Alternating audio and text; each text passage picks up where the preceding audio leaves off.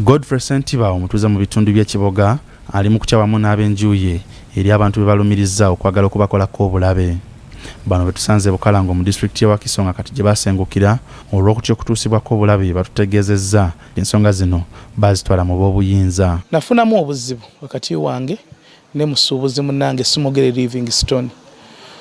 Ono yapangisa emmundu ng'ayagala kuntemula era emmundu eyo nekwatibwa mu kiro. Poliisi yamukwata ne bampita ne baŋŋamba jangu ku poliisi babadde bagenda kutta mu kiro era ne babandaga ne beyali aguze. Ku nsonga eno poliisi erika abantu be yagombamu obwala kyokka oluvannyuma ne bateebwa nga kubana kwe kwali ne Ssemwogere Livingstone bano gwe balumiriza okwagala okubatuusaako obulabe. Saafuna kuyambibwa kwonna kyeva nsaba gavumenti ya Uganda fayiro eno eya Ssemwogere yaggyibwa mu kkooti y'ekiboga ekomezebwewo mu kkooti y'ekiboga. Mu kwogerako ne Ssemwogere gwe balumiriza okwagala okubatuusaako obulabe bino abyeganye nti bamusibako matu ga mbuzi kumuliisa ngo. N'amazinga kimawuwe era tuwe tukolagana bulungi nnyo ampita n'abaaba.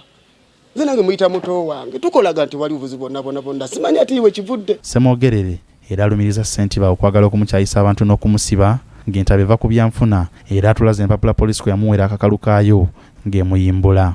Ssentebe wa disitulikiti y'Ekiboga yaliwo mu biseera bino bye byagwirawo atutegeezezza nti yamanya ku nsonga zino kyokka yakoma okumanya nga bazigonjodde nga buli omu asonyiye munne. Nayogeranga nabo nimbagamba mufaaki naye nga buli gwoyogera naye akulaga nti ye mulungi buli gwoyogera noono ayogera bingi ne tuga nti kale kasayinte ababyokwerinda babiyingiddemu. Akulira poliisi y'Ekiboga Hilary Nwahereza atayagadde kulabikira ku kamera zaffe agamba nti poliisi yeetaga yakadde okunoonya fayiro yaliko omusango guno olwo balabe ekiddako.